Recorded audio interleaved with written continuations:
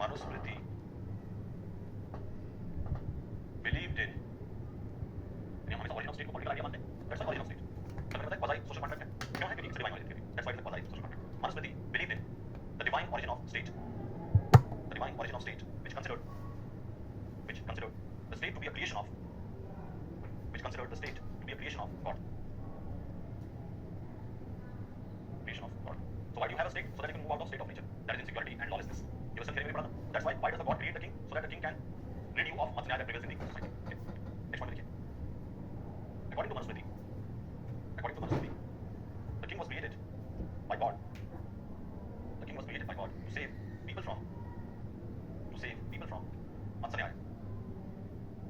To save people from matsanya. That is bigger fish eating smaller fish. Bigger fish eating smaller fish. We can relate the term matsanya.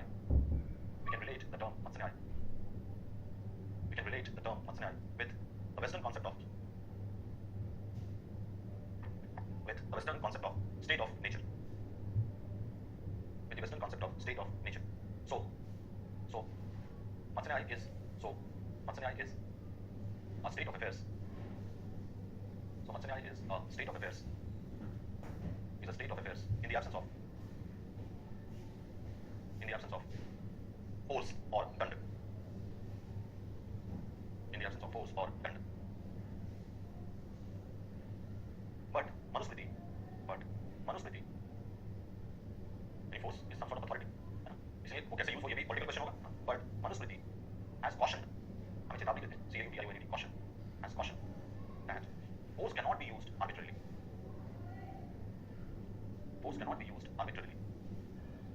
Therefore, it introduces checks on the person who is entrusted to rule. So I have told you that the person who is entrusted to rule is not having unlimited authority. So is there a check on his authority? What is the limitation to his authority? So he said dharma itself is a limitation on his authority. So a very modern concept that you have to check the authority and not allow an authority to become absolute is also visible in the writings of Manusmriti, because when Manusmriti creates power, that power is not limitless. That power has a limitation. That power has a boundary, which Manusmriti also sets. Although it is Dharma Shastra, that's why what basically creates the boundary of a ruler's power, that is also the Dharma. So that's why Dharma is used by Manu to also limit the authority of the person who is having a divine origin. So although he is created by divinity, but that person do not have divine powers. He is basically given powers through Manusmriti, and therefore he is also limited by that power itself. So it is dharma and conduct which he has to observe, that at the social level, at the individual level, at the level of the state, everybody follows their rightful positions in the society, and therefore at the social group as well as individual group, everybody observes their rightful dharma. This is what he would say in order to create order in the society. But in doing so, what he says is that the person who is entrusted with this responsibility is also bound by the same dharma. So there is a code of conduct for the person as well. So he is not somebody, for example, Hobbes would say that my state is not part of the contract. That's why he is absolute. But Manusmriti would say that no, state is divinely created, so it's not an artificial institution, it's a divine institution. But my state, despite being divinely ordained, is not an institution which is unlimited in its authority and power. So it is limited in its authority and its power. Who limits it? The dharma itself, the conduct itself. So even king will have a dharma to observe. And if king fails to observe his dharma, then what he is doing is adharma.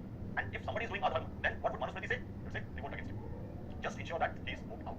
So although divine, but इसका मतलब ये नहीं है that he will have divine powers. आप divinity को नहीं हटा सकते ना. But the moment a divine origin comes into emerges in the form of a king, but now the king is bound by the dharma itself. So one beautiful idea that we can relate in Manusmriti is that Manusmriti talks about authority, no doubt, but he talks about limited forms of authority. And this idea of a limited authority is a very modern idea, because most of the times in the monarchical system we have not seen the ideas of a limited monarchy. But here you are looking at the concept, which is a very old text, ancient Indian text, but even that text is talking about limitation of power and the authority of the state. So उसको कोई state आज के समय में state अलग agency में दिख रहा है. monarchy तो state का मतलब monarch king, but king which means the state power is not absolute. तो state के ऊपर भी कोई power है. जैसे आज हम कहते हैं ना कि हमारी parliament की power absolute नहीं है, executive की power absolute नहीं है, judiciary की power absolute नहीं है. क्यों? क्योंकि इन सब की powers के ऊपर ये power है, जिससे इन सबको power मिलता है. What is that? Constitution. So constitution limits everybody's authority. Similarly, we can say that in Manusmriti, dharma limits everybody's authority and power. So there is always a power which is dharma, which is above every other authority that Manusmriti would create and which would practice power on behalf of observing that dharma or rightful conduct in society. But in doing so, he will not be above the dharma, but he will be bound by the dharma. So everything originates from the constitution and everything is bound by the constitution. So everything is like derived from the dharmic laws, which I said is basically part of the cosmic law, the reed which sustains the universe. एक अगर ब्रह्मांड के कानून जिससे कि ब्रह्मांड चल रहा है वो क्या है? रीत है. धर्म इज अ पार्ट ऑफ रीत, which is an idea that is applicable to society. समाज पर जो लागू होता है, इसलिए धर्म सबसे बड़ा है. और धर्म की रक्षा